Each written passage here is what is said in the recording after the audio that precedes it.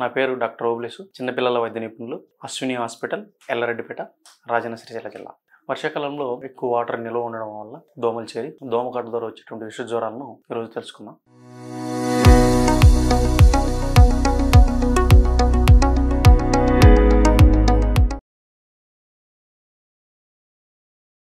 ముఖ్యంగా ఈ దోమకాటు వల్ల వచ్చేటువంటి ముఖ్యమైనటువంటి జ్వరాల్లో ఒకటి డెంగ్యూ, మలేరియా, చికున్గున్యా, ఇంకోటి మెదడువాపు వ్యాధి జపనీస్ ఎన్కెఫలైటిస్, ఇంకోటి ఫైలేరియా జబ్బు కూడా. ఈ దోమలు ఈ డెంగ్యూ జ్వరం సంబంధించిన దోమ టైగర్ మస్కిటో అంటాం. బాడీ పైన చారలు ఉంటాయి. ఇది ఎక్కువగా ఆర్టిఫిషియల్ వాటర్స్, అంటే మనం నిల్వ ఉంచినటువంటి పాత్రల్లో ఎక్కువ రోజులు మూత లేకుండా ఉంచినట్లయితే దోమ చేరి అది స్ప్రెడ్ అయ్యే అవకాశం ఉంటుంది. నెక్స్ట్ ఈ మలేరియా జ్వరం కూడా దోమకాటు వల్లనే వస్తుంది.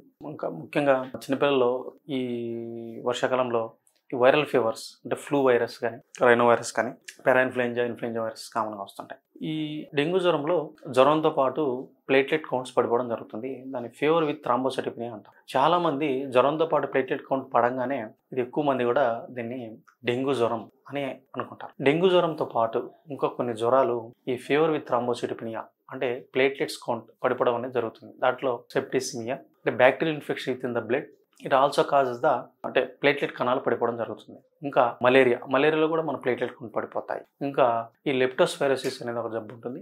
ఇది ర్యాట్స్, ఎలుకల యొక్క మూత్రము మన తినే ఆహారం కంటామినేట్ అయినప్పుడు స్ప్రెడ్ అవుతుంది. దాన్ని లెప్టోస్పైరోసిస్ జబ్బు. ఇంకోటి రికెట్సియా అంటే ఈ మైట్స్, స్క్రబ్ టైఫస్, మైట్ కుట్టడం వల్ల కూడా జబ్బు వస్తుంది. ఇంకోటి మ్యాలిగ్నెన్సీ అంటే క్యాన్సర్ జబ్బులో కూడా మనకు ఈ థ్రాంబోసైట్స్ తగ్గుతాయి, అంటే ప్లేట్లెట్స్ కౌంట్ తగ్గడం జరుగుతుంది. ఇంకా వాతం పర సంబంధించిన జబ్బులు, ఆటోఇమ్యూన్ డిజార్డర్స్ అంటాం. ఈ ఆటోఇమ్యూన్ డిజార్డర్స్ లో మనకు జాయింట్ పెయిన్స్, ర్యాష్, ఫీవర్ వస్తాయి. ఈ మ్యాలిగ్నెన్సీ సంబంధించిన వల్ల పడిపోయినాయా, లేదంటే ఇన్ఫెక్షన్స్ వల్ల పడిపోయినాయా, లేదంటే వాతం జబ్బు వల్ల పడిపోయినాయా, మనం ఏ లక్షణాల ద్వారా తెలుసుకోవచ్చు అంటే ఇన్ఫెక్షన్స్ వల్ల ఫీవర్ అనేది వస్తుంది.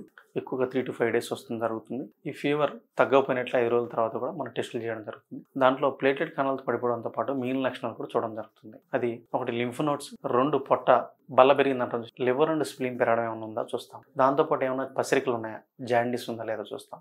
ఇంకోటి కిడ్నీ యొక్క ఫంక్షన్ ఎలా ఉందో చూస్తాం. జాండీస్ ఉండి హెమోగ్లోబిన్ పడిపోవడం, అంటే ఫిట్స్ లాగా రావడం కానీ, స్పృహగల్పంగా జరుగుతున్నట్లయితే అది ఎక్కువగా మలేరియాలో చూస్తాం.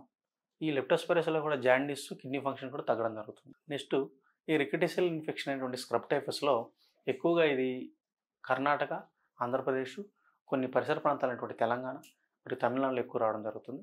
ఇది కూడా మైట్ అనే ఒక పురుగు కుట్టడం వల్ల ఇది వస్తుంది. ఆ కుట్టిన దగ్గర చిన్న నల్లగా మచ్చ ఏర్పడుతుంది. అది ఉందో లేదో చూస్తాం. దాంతోపాటు ఈ కిడ్నీ ఫంక్షన్ ఎట్లుంది, లివర్ ఫంక్షన్ ఎట్లుందో కూడా చూసుకుంటారు. ఇంకా మ్యాలిగ్నెన్సీ అయితే త్వరగా బరువు తగ్గడం జరుగుతుంది. ఈ WBC తెల్ల రక్త కణాల యొక్క సంఖ్య బాగా పెరగడం జరుగుతుంది. ప్లస్ హిమోగ్లోబిన్ లెవెల్ తగ్గడం జరుగుతుంది. ఇవి ఎక్కువగా మ్యాలిగ్నెన్సీ, లుకేమియాలో చూడడం జరుగుతుంది పిల్లల్లో. నెక్స్ట్ ఈ డెంగ్యూ ఫీవర్కి వచ్చేసరికి హెమోగ్లోబిన్ పెరుగుతుంది తగ్గడం కన్నా, తెల్ల రక్త కణాలు తగ్గుతాయి. ఈ విధంగా లక్షణాలు కనిపిస్తే ఏ జబ్బు వచ్చిందో దాన్ని బట్టి రక్త పరీక్షల ద్వారా నిర్ధారణ చేసి దానికి సంబంధించి ట్రీట్మెంట్ తీసుకోవాల్సి ఉంటుంది డాక్టర్ని సంప్రదించి.